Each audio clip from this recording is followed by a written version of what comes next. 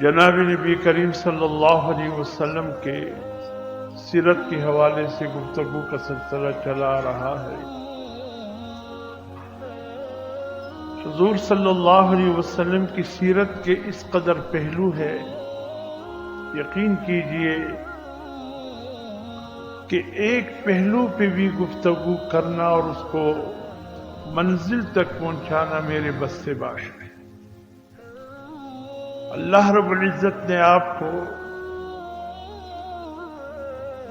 کتنی صفات اور کس قدر اخلاق کا حامل بنایا ہے۔ عمر بیت جائے گی لیکن حضور صلی اللہ علیہ وسلم کی سیرت کے ایک گوشے کے حوالے سے گفتگو ختم نہیں ہو۔ یقیناً ہم اللہ کے اس احسان کو کیسے بھول سکتے ہیں کہ اللہ رب العزت نے ہمیں ایک ایسا عظیم نبی عطا فرمایا اور اس کی امت میں ہمارا شمار کرایا، جو تمام انبیاء کے سرتاج ہے، افضل الرسل ہے، اور اتنا بلند مقام اللہ نے عطا فرمایا کہ اللہ کے بعد اگر کسی کا مقام ہے تو وہ آپ ہی صلی اللہ علیہ وسلم کی ذات گرامی ہے۔ تمام انبیاء اپنی جگہ، تمام رسول اپنی جگہ، یقیناً اس میں کوئی شک نہیں۔ ہر نبی اس لائق ہے کہ اس کی قدر کی جائے، اس کی عظمت بجا لائی جائے۔ ہر رسول اس لائق ہے کہ اس کی قدر ہو، اس کی عزت احترام بجا لائے جائے۔ اس میں کوئی شک نہیں، وہ اللہ کے منتخب بندے ہیں، اللہ کا انتخاب ہے، اور بندوں میں سے جو اللہ کا انتخاب ہو تو پھر آپ ان کی افضلیت کے متعلق کیا کہو گے؟ ایک انتخاب میرا آپ کا ہوتا ہے، ہمارا انتخاب غلط ہو سکتا ہے اور اکثریت غلط ہوا ہے، اس لیے کہ ہم تو ظاہر کو دیکھتے ہیں، باطن کیا ہے اللہ کو علم ہوتا ہے۔ ہم ظاہر کو دیکھ کر کبھی فیصلے کرتے ہیں، کبھی قومیت کی بنیاد پہ ہمارے فیصلے ہوتے، کبھی زبان کی بنیاد پہ ہمارے فیصلے ہوتے، اور یہ کہ بھئی ہم اس چیز کو نہ دیکھیں بلکہ اس کی کردار اخلاق کو دیکھو، اس کے متعلق کبھی سوچے۔ اس لیے مسائل بھی جو کہ تو رہ جاتے ہیں، اور جو ہم توقع رکھتے ہیں وہ تمام توقعات عبث چلے جاتے ہیں۔ تو ہماری انتخاب میں فرق آ سکتا ہے لیکن اللہ کے انتخاب میں فرق نہیں۔ اللہ رب العزت جس کو اپنا برگزیدہ بنا لیتے ہیں، منتخب بنا لیتے ہیں، پھر اس کی تربیت پیدائش ہی سے شروع ہو جاتی، پھر وہ اللہ کی حفاظت میں ہوتا ہے۔ پھر جب وہ نبوت کا اور رسالت کا اعلان کرتا ہے تو پورے معاشرے میں ایک فرد بھی ایسا نہیں ملتا جو اس کی ذات پہ انگلی اٹھائے کہ اچھا تمہارا لڑکپن یوں گزرا ہے، تمہاری جوانی یوں گزری ہے، اب تم آ کر ہمیں سمجھاتے ہو۔ آج تک کسی نبی اور کسی رسول پر جس نے نبوت اور رسالت کا اعلان کیا، اپنی ہی قوم میں، اپنی ہی لوگوں میں، جس کے سامنے اس نبی کا لڑکپن جوانی گزری ہے، کوئی بندہ، کوئی ایسا امتی نہیں ملا کہ اس نے انگلی اٹھا کر کہا ہو کہ ہم نے تمہیں یہ عیب دیکھا تھا، اب تم ہم سے باتیں کرتے ہو۔ اس لیے کہ اللہ کا انتخاب ہوتا ہے۔ اللہ یصطفی من الملائکۃ رسلا ومن الناس، فرشتوں میں جس کو اللہ منتخب کرتے ہیں وہ بھی اللہ کا انتخاب۔ فرشتوں میں، حالانکہ تمام فرشتے قابل تعظیم ہے، معصوم ہے، لیکن اس میں بھی اللہ کا انتخاب ہوتا کہ اے جبرائیل تو اس منصب کے لیے میں نے تمہیں چن لیا، اے اسرافیل تمہیں میں نے اس منصب کے لیے چن لیا، اے میکائیل تمہیں اس منصب کے لیے میں نے چن لیا، اے رضوان تمہیں اس منصب کے لیے میں نے چن لیا، اے مالک تمہیں اس منصب کے لیے میں نے چن لیا، اے عزرائیل تمہیں اس منصب کے لیے میں نے چن لیا۔ یہ بھی اللہ کا انتخاب ہے۔ اللہ فرشتوں میں سے بھی جانتے ہیں کون کس منصب کا اہل ہے۔ اسی طریقے سے اللہ کا انتخاب بندوں میں بھی ہوتا ہے۔ کون بندہ، کون ایسا بندہ ہے جو نبوت کا اہل ہے، کون رسالت کا اہل ہے، کون ہے جو اللہ کی پیغام رسانی کے لیے اللہ پاک کی پیغام پہنچانے کا حق ادا کر سکتا ہے۔ تو جناب نبی کریم صلی اللہ علیہ وسلم کی ذات گرامی، ہم صفات کے حامل، ہم کردار کے حامل، اللہ نے آپ کو اخلاق عظیمہ کا وہ جوہر عطا فرمایا کہ اس مقام تک نہ کوئی رسول پہنچ سکا ہے، نہ کوئی نبی پہنچ سکا ہے۔ میں نے عرض کیا تھا صفات کے حوالے سے، اب شمار بھی نہیں رکھتا، بس آخری بات کر کے اس موضوع کو میں سمیٹنے کی کوشش کرتا ہوں کہ دین سب نبیوں کو ملا ہے۔ کوئی نبی ایسا نہیں جس کو اللہ نے دین عطا نہ فرمایا۔ دین حضور صلی اللہ علیہ وسلم کو بھی ملا۔ فرق کیا ہے؟ یہ بات ذہن نشین کیجیے۔ دین نبیوں کو بھی ملا، دین حضور صلی اللہ علیہ وسلم کو بھی ملا۔ فرق کہاں ہے؟ فرق یہ ہے باقی نبیوں اور رسولوں کو دین تو ملا لیکن غلبہ دین نہیں ملا۔ حضور صلی اللہ علیہ وسلم کو دین بھی ملا اور غلبہ دین بھی ملا۔ میرا خیال بہت نازک بات میں کہہ گیا، بہت نازک بات میں کہہ گیا۔ واقعی یہی وہ مقام ہے، بسا اوقات ایک پل صراط کی طرح گزرنا پڑتا ہے۔ حضرت عیسیٰ علیہ السلام کو اللہ نے دین عطا فرمایا، لیکن اس کو نافذ کرنے کا نوبت نہیں آیا۔ کوشش کی لیکن موقع نہیں آیا۔ کوئی زمین ایسی ہاتھوں میں نہیں آئی جہاں آپ انجیل کے نظام کو قائم کر سکتے۔ حضرت موسیٰ علیہ السلام کو بھی دین ملا لیکن غلبہ دین نہیں ملا کہ آپ مکمل طور پر تورات کو نافذ کر سکتے، ایسا موقع آپ کو نہیں ملا۔ تورات تو عطا ہو گیا اور اس زمن میں جو اللہ کا دین تھا وہ آپ کو عطا ہوا، لیکن موقع نہیں ملا۔ یہ 40 سال فرعون کو سمجھاتے رہے۔ جب 40 سال، یہ ایک ایسا نہیں ہے کہ موسیٰ علیہ السلام آئے اور فرعون کو سمجھائے، فرعون نے انکار کیا، بس ادھری اللہ کا عذاب کا فیصلہ ہوا اور فرعون بما لاؤ لشکر کے غرق اور تباہ ہو گیا۔ ایسی بات نہیں ہے۔ حضرت موسیٰ علیہ السلام کو سمجھاتے ہوئے 40 سال گزر گئے، پھر وہ بحر قلزم میں غرق ہوا۔ اس کے بعد کچھ موقع ملا، بنی اسرائیل کو حکم ہوا کہ ان کو لے کر آپ مصر چھوڑ دے، ملک شام چلے جائیے، قریب ترین شہر انطاکیہ ہے وہاں پر جائیے، وہاں پر اس نظام کو قائم کرنے کی بنی اسرائیل پر کوشش کی۔ تقریباً 5,70,000 کے قریب بنی اسرائیلی آپ کے ساتھ تھے، جن کا اصل وطن ملک شام تھا۔ حضرت یوسف علیہ السلام جو جد بنی اسرائیلیوں میں سے آتے ہیں، حضرت یعقوب علیہ السلام کی فرزند ہے۔ بہرحال انہی 12 فرزندوں سے پھر بنی اسرائیل کی 12 قبیلے چلے۔ یہ تو سب کے سب فلسطین کے رہنے والے تھے، شام کے رہنے والے تھے۔ یہ مصر کیسے پہنچے؟ پھر وہاں فرعون کے غلامی میں جکڑ گئے۔ مصر اس طرح وہی پہنچے کہ حضرت یوسف علیہ السلام کو بھائیوں نے کنویں میں ڈالا، قافلے والوں نے گزرتے ہوئے پیاس لگ گئی کہ اس کنویں سے پانی نکالیں گے. وہ اتفاق کی بات ہے کہ ڈول میں بجائے پانی کے خوبصورت لڑکا نکل آیا.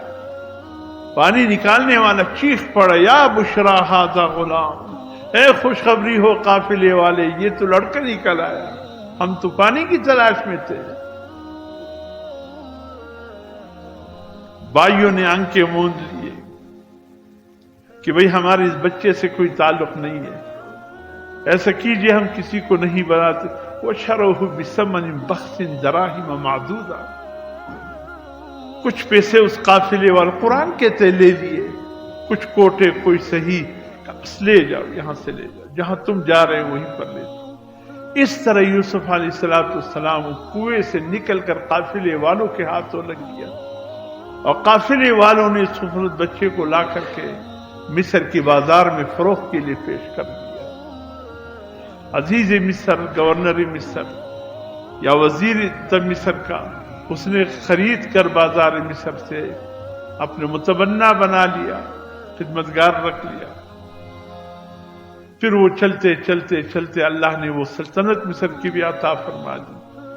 پھر قحط پڑا، بائی یہاں قحط کے دوران آئے کچھ لینے کے لیے. بھائیوں نے تو نہیں پہچانا کہ ہمارے بھائی یوسف ہے، لیکن یوسف علیہ السلام نے پہچان لیا کہ یہ وہ ہے، یہودا وہ ہے، وہ شمعون ہے، وہ فلاں ہے جس نے مجھ پر ظلم کے پہاڑ توڑے. سب کو پہچان لیا. بہرحال طویل واقعہ سورہ یوسف اللہ پاک نے اس حوالے سے نازل فرمایا، اور پھر آخرکار یہ ہے کہ پہچان ہو گئی. بھائیوں کو بھی پتہ چل گیا کہ مصر کے تخت پر جو شخص بادشاہ خلیفہ بیٹا ہے یہ کوئی اور نہیں، ہمارے بھائی ہے. پھر یوسف علیہ السلام نے کہا کہ تم بھی آؤ مصر، والد حضرت یعقوب علیہ السلام کو بھی لے آؤ، والدہ کو بھی لے آؤ. اپنے حقیقی والدہ کا انتقال ہوا تھا اس وقت. خالہ حضرت یوسف علیہ السلام کی جو خالہ تھی وہ عقد یعقوب میں تھی. بہرحال الخالۃ کالام، حضور صلی اللہ علیہ وسلم فرماتے خالہ جو والدہ کی بہن، جو بہن ہوتی ہے والدہ کی، وہ اس کی مثال بھی ماں کی ہے، اس لیے اس کو ماں کہا گیا. یہ سب کے سب جب داخل ہوئے یوسف علیہ السلام نے استقبال کیا. وقال ادخلوا مصر ان شاء اللہ آمنین، داخل ہو جاؤ شام سے مصر میں. یہ قرآن کی آیت میں تلاوت کر رہا ہوں، امن کے ساتھ. آج بھی ہمارے تبلیغی ساتھی جب مصر قاہرہ ایئرپورٹ پر اترتے کہتے سب سے پہلے ہماری نظر جو پڑتی ہے قاہرہ ایئرپورٹ پہ یہی آیت لکھی ہے، ادخلوا مصر ان شاء اللہ آمنین، مصر میں داخل ہو جاؤ امن کے ساتھ، چین کے ساتھ، سکون کے ساتھ. یہی قرآنی آیت اب بھی وہاں لکھی ہے. یہی وہ آیت الفاظ تھے کہ یوسف علیہ السلام نے اپنی بھائیوں اور والدے کے استقبال کیا، انہی الفاظ میں. بس اس کے بعد یہی آباد ہو گئے. تو مصر میں آبادی بنی اسرائیل کی یوں ہوئی، ورنہ یہ اصل میں ہے ملک شام کے بنی اسرائیل. اور جب فرعون کے مظالم کے وقت یوسف حضرت موسیٰ علیہ السلام کی قیادت میں نکلے بنی اسرائیل، اس وقت علاوہ بھیڑ بکریوں، گائے بھینسوں اور اونٹوں کے وہ تو بہت بڑی تعداد تھی. خالی جو انسان تھے بنی اسرائیلی تھے جو 12 بائی کے اولاد تھے، اب ان کی تعداد موسیٰ علیہ السلام کے وقت میں 5,70,000 ہو گیا تھا. جب آئے تھے تو 12 تھے، اور جب واپس اپنے علاقے کی طرف نکل رہے تھے شام کی طرف تو 5,70,000 کے قریب ہو گئے.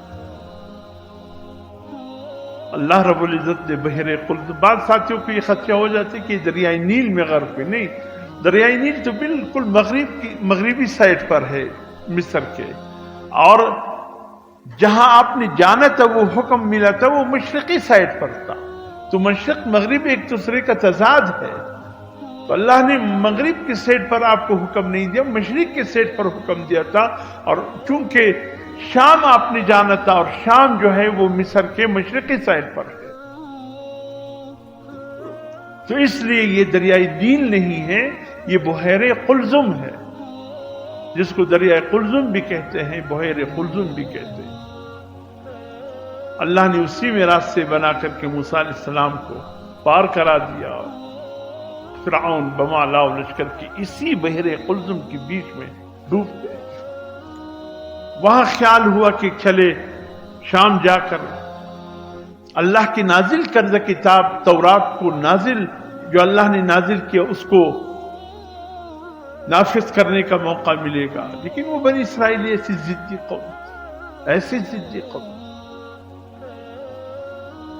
حضرت موسیٰ علیہ السلام نے فرمایا چلو، سورہ مائدہ چھٹے پارے میں یہ پھر پورا واقعہ اللہ پاک نے ذکر فرمایا۔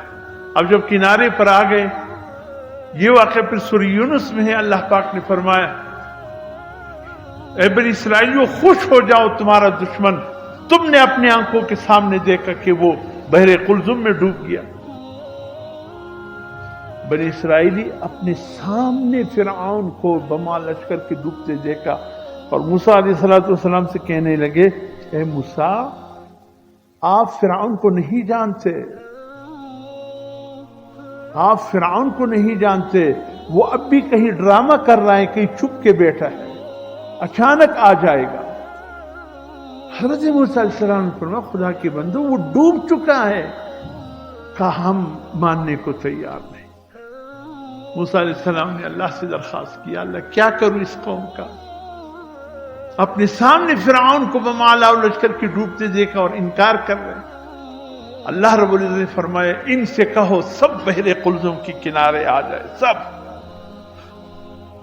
سب بحر قلزم کے کنارے آ گئے۔ اللہ نے بحر قلزم کو حکم دیا کہ فرعون کی لاش کو اس کنارے پر لے جاؤ جس کنارے پر بنی اسرائیلی کھڑے ہیں۔ فرعون کی لاش جب اس کنارے پر آ گئی، موسیٰ علیہ السلام نے بنی اسرائیلیوں سے کہا اب یقین ہو گیا یہ فرعون کی لاش ہے کہ نہیں؟ کسی موسیٰ قریب نہ جاؤ، اب بھی ڈرامہ کر رہے، ہو سکتے اچانک کھڑا ہو جائے۔ اس لیے تو کہا گیا کہ بڑی ضدی قوم ہے یہ بنی اسرائیل، بڑی ضدی قوم۔ واللہ علم،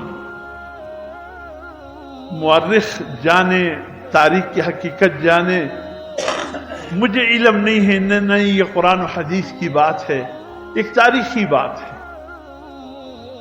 کہ ہمارے یہ پشتو بولنے والے کہتے ہیں یہ بھی تقریباً بنی اسرائیل کے ایک ذیلی شاخ ہے، کبھی کبھی ان میں بھی وہ ضد آ جاتا ہے۔ ایک دفعہ جھگڑا ہوا، میں صلح کرنے لگا تھا، اسی اسپیزر مارکیٹ میں دکانداروں کا جھگڑا تھا، میں نے سمجھایا ان کو، میں گیا اس کے پاس سمجھایا، میں کہا اللہ کے بندو دونوں ہم سایہ ہو، کیا کر رہے ہو؟ ہمارے دکاندار بھی تو بڑے عجیب زائد چاسا خاص تھے ذات بلد استاد ہم سایہ سا زائد چائنا شی دربان خرچ کر دی ما سره جاپانی است بس پیسوں بس جاپانی شی بس لڑائی، کوئی ضرورت کیا ہے؟ اس کی رزق ہے، اس کو مبارک ہو، تمہاری روزی تمہیں مبارک ہو، اللہ نے اس کو خالی چھوڑے گا نہ تم دوسروں کی روزی پر کیوں ایسے کہتے ہو؟ تمہیں تو یہ کہنا چاہیے اللہ اکبر۔ جب مسلمانوں کی ترقی کا عروج تھا، ہلاکو اور چنگیز کا دور تھا، ابھی تک وہ بغداد میں نہیں آیا تھا ہلاکو خان، اس وقت ملت عیسائیت نے یہ دیکھا کہ مسلمانوں کی ترقی کا راز کیا ہے، مسلمان دن بدن ترقی کر رہے ہیں، آخر ان میں خوبیاں کیا ہے؟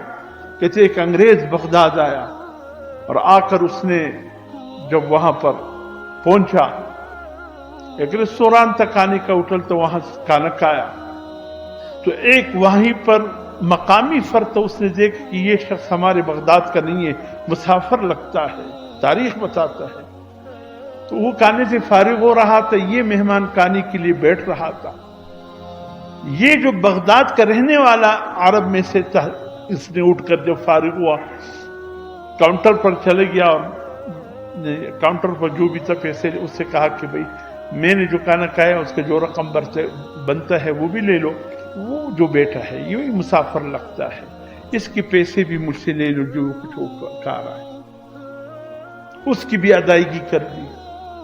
جب وہ انگریز عیسائی کھانا کھا کر کاؤنٹر پر پیسہ دینے کے لیے آیا تو کاؤنٹر والے نے کہہ دیا کہ آپ کی پیمنٹ ہو چکی ہے، آپ تشریف لے جا سکتے۔ کہا کس نے؟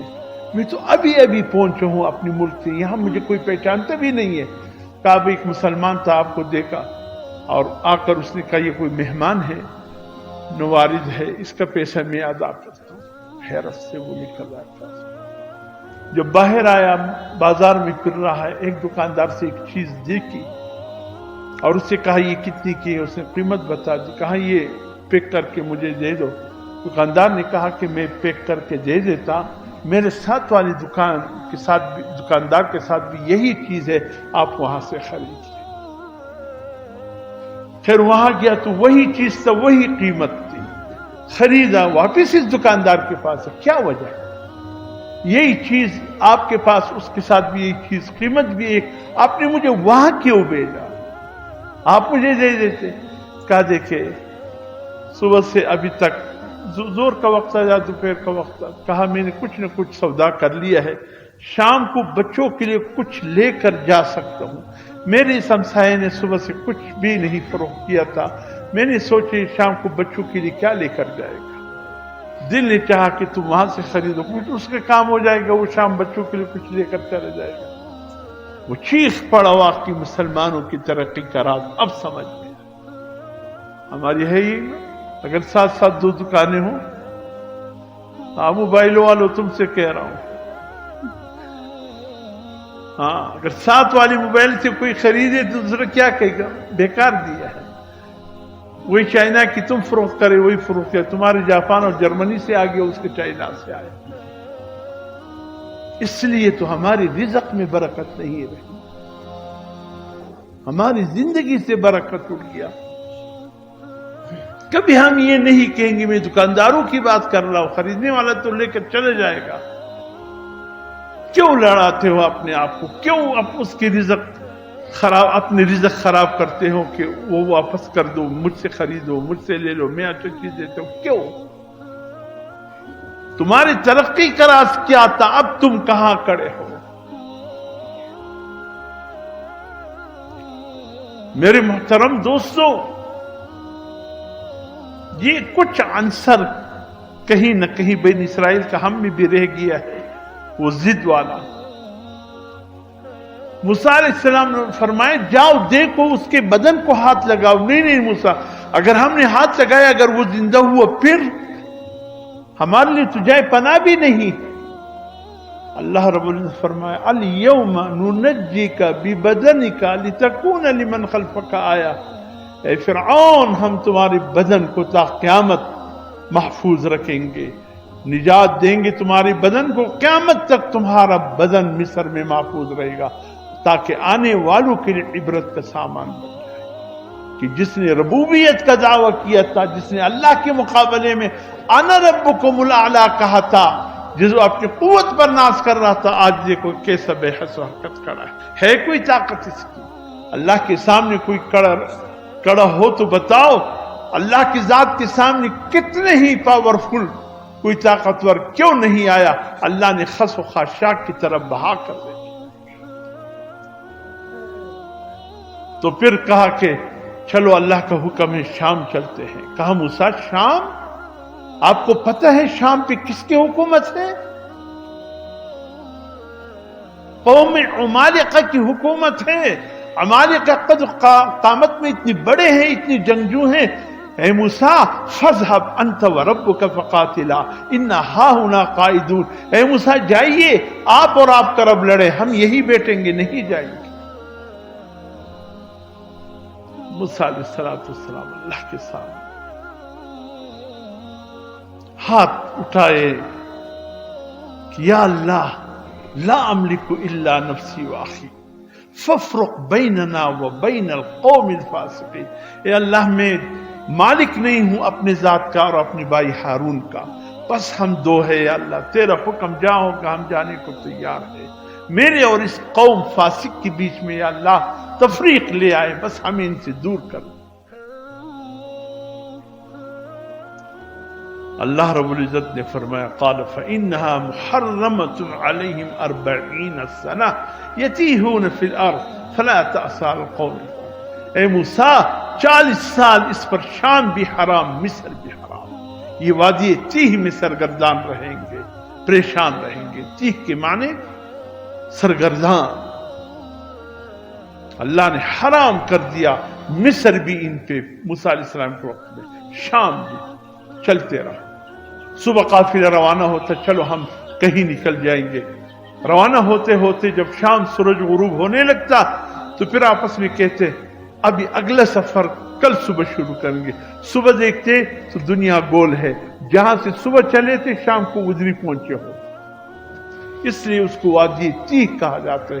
حیران و سرگردان 40 سال رہے. یہاں وہ معجزات کا، اللہ پاک کے معجزات کا اظہار بھی ہوا جو سورہ بقرہ میں اللہ پاک نے تفصیل سے ذکر فرمایا. اس وادی تیہ کے ہے، لیکن پھر بھی یہاں تورات کو نافذ کر، اس لیے کہ یہ کل ایک میدان تھا، زمین تھا، لیکن تورات نافذ نہیں ہو سکا. اسی دوران حضرت موسیٰ علیہ السلام اور حضرت ہارون یہ کے بعد دیگر دونوں کے انتقال ہو گیا. پھر جب 40 سال پورے ہو گئے قوم عمالقہ کے مقابلے کے لیے اب نئے نسل جو تیار ہوا وہ غلامی سے خالی تھے. انہوں نے غلامی کا دور نہیں دیکھا تھا. فرعون کی غلامی کا دور، وہ ابھی اس میں لڑنے کی ہمت تھی. ان میں سے پھر افراد کھڑے ہو گئے. تو اس وقت حضرت یوحنا ابن کالب اور حضرت یوشع ابن نون جو خادم تھے حضرت موسیٰ اور ہارون علیہ السلام کے دونوں، اللہ نے دونوں کو نبوت سے سرفراز فرمایا. پھر ان کی قیادت میں قوم عمالقہ سے لڑتے ہوئے انہوں نے شام واپس لے لی.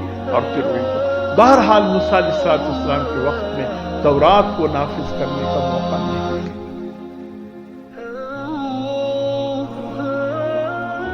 جتنے بھی آسمانی صحیفے نازل ہوئے مواقع نہیں ملے. اللہ نے دین دیا نبیوں کو، لیکن غلبہ دین نہیں مل سکا کہ ہم اس دین کو نافذ بھی کر سکے. یہ سعادت جناب رسول اللہ صلی اللہ علیہ وسلم کی سے آئے کہ مدینہ جیسی ریاست قائم ہوا، اس ریاست مدینہ میں اللہ کے قرآن کو نافذ کرنے کا بھرپور موقع بھی اللہ نے ہمارے لیے خوبصورت مثال قائم کر کے کہ اگر قرآن کو نافذ کرنا ہو تو کیسے نافذ کرنا ہو، قرآن کے احکامات پر عمل کرنا ہو تو کیسے کرنا ہو، اللہ کے دین کو نافذ کر کے اس پر چلنا ہو تو کیسے چلنا ہو. ریاست مدینہ ہمارے لیے ایک زبردست مثال ہے. یہاں ایک ریاست مدینہ قائم. پھر اللہ پاک نے جو برکتوں کا ظہور کیا، جو صحابہ کرام نے اپنے آنکھوں سے جو کچھ دیکھا، وہ اللہ کے دین کو نافذ کرنے کا سبب. اسی لیے اللہ نے سورۃ مائدہ میں فرمایا وَلَوْ أَنَّهُمْ أَقَامُوا التَّوْرَاةَ وَالْإِنْجِيلَ، اگر یہ لوگ تورات کو قائم کر لیتے، انجیل کو قائم کر لیتے، لَأَكَلُوا مِنْ فَوْقِهِمْ وَمِنْ تَحْتِ أَرْجُلِهِمْ، یہ آسمانوں سے بھی رزق کو برستے ہوئے اپنے آنکھوں سے دیکھتے اور پاؤں کے نیچے زمین سے بھی رزق کو زمین کی طرف اٹھتے ہوئے اپنے آنکھوں سے دیکھتے. اللہ کے دین کی ثمرات کیا ہے، اس کی برکات کو اپنے آنکھوں سے دیکھتے. چونکہ تورات انجیل نافذ کرنے کے مواقع نہیں ملے، اس لیے دین کی ثمرات سے محروم. صحابہ کرام نے دین کی کچھ ثمرات دے کے 700 یا 750 سال یہ مسلمانوں کے عروج کے ایام ہیں. سبحان اللہ، وہ 750 سال مسلمانوں نے جو اللہ کے دین کو عروج دیکھا، قرآن کے نفاذ کے جو برکات دیکھے، سبحان اللہ. کیا یہ واقعات ہوتے رہے بیچ میں، لیکن اللہ کا دین اٹل رہا، قائم رہا. پھر جب ہلاکوں کے الغار ہو گئے بغداد پر، وہ جو مسلمان گرے ہیں آج تک پھر سنبھلے نہیں، آج بھی گرے ہوئے ہیں. وہی جو ہلاکوں کے حملے کے بعد مسلمان گر گئے ابھی تک گرے ہوئے ہیں. پھر موقع ایسا نہیں ملا، ہمیں سنبھلنے نہیں دیا جا رہا. کہتے ہیں علامہ اقبال اسپین کے دورے پر چلے گئے، وہاں کے حکام سے درخواست کی کہ مجھے جامع مسجد قرطبہ دیکھنے کا موقع انہوں نے شرط پر اجازت دی تھی کہ آپ نے اس مسجد میں سجدہ نہیں کرنا ہوگا اللہ کے 800 سال مسلمانوں کو حکومت، لیکن اندلس، سقوط غرناطہ، قرطبہ، یہ ہمارے گزرے ہوئے ماضی کا خوبصورت یادگار ہے۔ الحمرا آج بھی وہ خوبصورت یادگار قرطبہ میں، لیکن اس شرط پر ٹکٹ لگا دیا، وہ جامع مسجد، قرطبہ کی جامع مسجد جس میں فیصلے ہوتے تھے مسلمانوں کی عدالت سے، اب اس شرط پر چھوڑا جا رہا ہے کہ سجدہ نہیں کرنا۔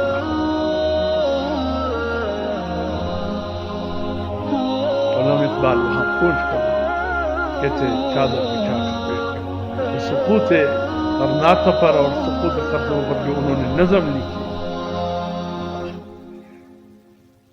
رونے کا کتنا درد کے ساتھ اس نے،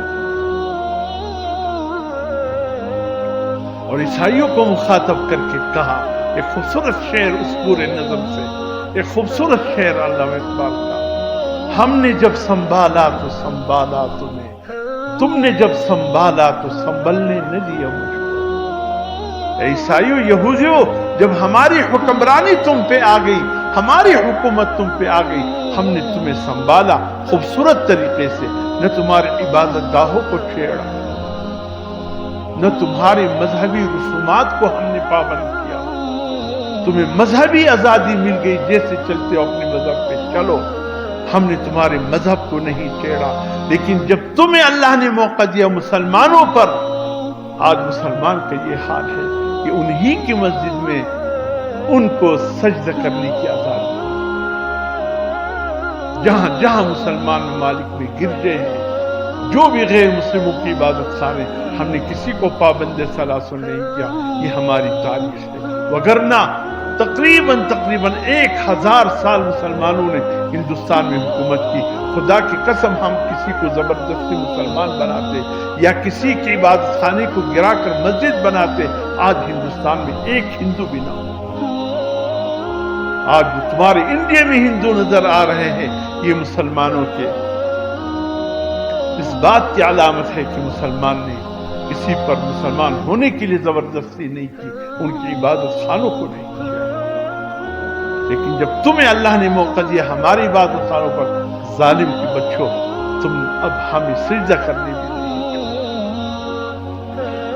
میرے محترم دوستو، کیا کبھی درد دل آ جاتے اس انداز سے، ہم کہتے ہیں کہ رہنے دو، ماضی ہے، لیکن کیا کریں، اس وقت کے مسلمانوں کو بتانا پڑتا ہے تمہاری ماضی کیسے تھا، تمہیں کس نے رلایا، اس مقام تک پہنچایا، ذرا بتانا پڑتا ہے۔